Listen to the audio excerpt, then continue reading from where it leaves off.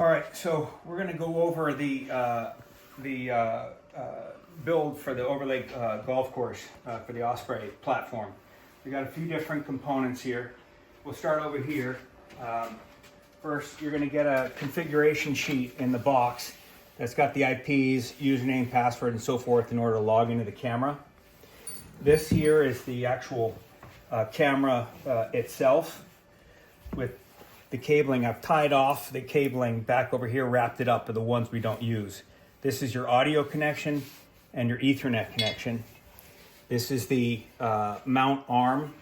These cables here will go up through and into the mount arm.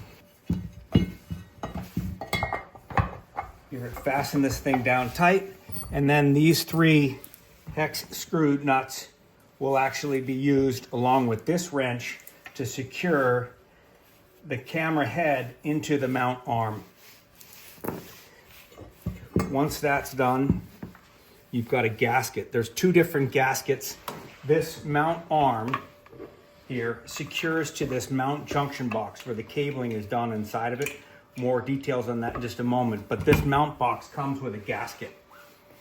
One gasket here, and then we've got this other gasket. When using the mount arm, we're going to want to use the gasket that's got this piece here, as the gasket sits and it seals this little opening down here at the bottom. And then the gasket sits in here, and this mount arm assembly attaches to this mount box.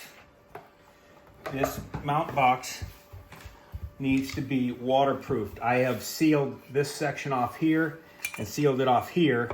These are 4 holes found here, are used to secure it to a board of some sort. I've taken the gasket on the back here and secured it to the back of this mount junction box with silicone.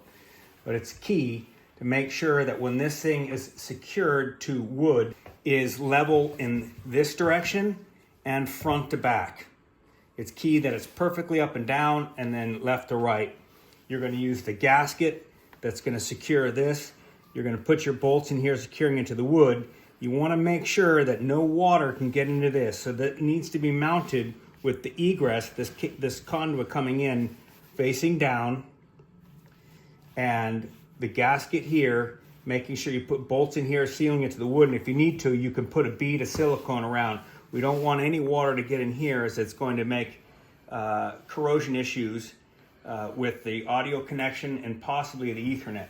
Although the Ethernet connection here is set up to be waterproof, and I'm going to show you how to work this. Loosen your cap here. This connection slides backwards. You're going to plug this in here at snap.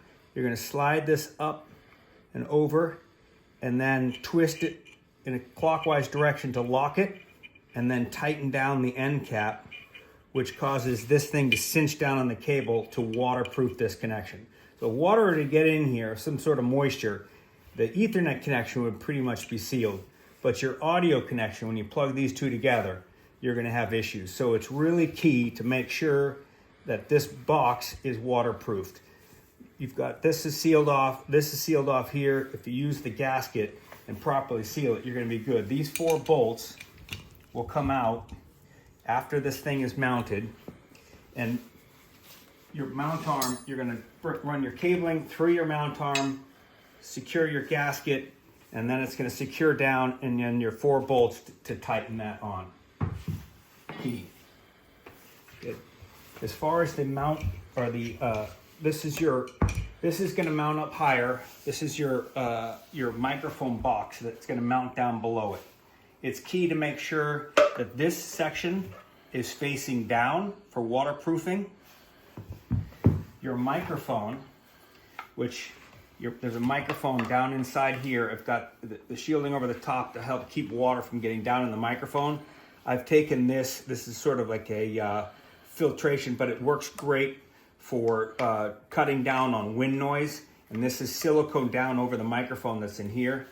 Your microphone connection is a 3.5 millimeter mini jack, it plugs in right here into where it says microphone. Your audio out plugs in here. This is what runs over here and then goes to the camera. Your Ethernet, which is going to be coming in through the bottom, is going to come in through this cable gland and then plug in here. The switch is in the correct position right now. When this thing is all powered up, you'll see this blue LED light come on. That's telling you that it's all working properly. This device here just robs a little bit of PoE power and provides power to the microphone interface, which provides line audio output to the camera. You have a gain adjustment here. I've adjusted this to a good spot where the camera itself, the audio gain in the camera interface, the web interface, is at 50%. So if we need to turn it down, we can. If we need to turn it up, we can. So there should be no need to adjust this gain level. But this one here is a small screwdriver. Turn it clockwise to raise the gain, turn it counterclockwise to lower the gain, but it should be preset. Ethernet's gonna come from the PoE injector up into here and plug in here. This, after it's plugged on, gets secured to the top of the box, and you're gonna have 4 screws here that are gonna secure this thing. There's a gasket in here which has been siliconed on already, and just make sure that you tighten it down nice and tight. Make sure that no water gets inside the box. And again, mounting it so that these two connections, these egress connections, are facing down. Now we're gonna walk over here to the electronics box.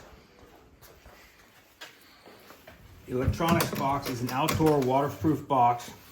You can put wood on the pole and secure it with these 2 bolts, or 2 holes in the bottom, 2 holes in the top. Got the latch here to close it. It's fully sealed and weatherproof. Inside here, you're gonna bring your power in here, your positive or your line, neutral and ground. Make sure that you use this here to ground. You've got an Ethernet surge protection device that's being secured to this device, to the metal backing, which then is tied into here. If we don't ground this device here, this Ethernet surge protection is worthless. But once you land your power here, you're gonna have plugs. Here's your PoE injector. This is your output that's gonna go to the camera. Your network input is gonna come in here. So I've provided 2 sets of cabling, one at approximately 85 feet, the other one at approximately 150 feet. And you've got your cable gland here, which has already been pre-drilled. You're gonna pull this nut off here, carefully slide it off, bring your cabling inside the box, boom, and secure it down with the nut by sliding it over and tightening it on. And then cinching this down here to cinch down on the cable for waterproofing purposes. The 85 foot is designed to be going up to the camera, up at the platform. This other one here is to go back to the actual network. So the longer one, make sure that you put your longer cable, or the shorter cable that's going to go up to the camera, is going to plug into the Ethernet surge protector. The longer cable that's coming from the network is going to plug into the LAN port of the PoE injector, which is right here. Once this thing's all powered up, you should see a green light here. If you have an amber light, then there's a connection that's not properly made. If you got a green light, you should be good. And another way to tell it, make sure on the microphone interface in the mic box, you should see a blue LED light when that's set. Any other questions, you can give us a ring.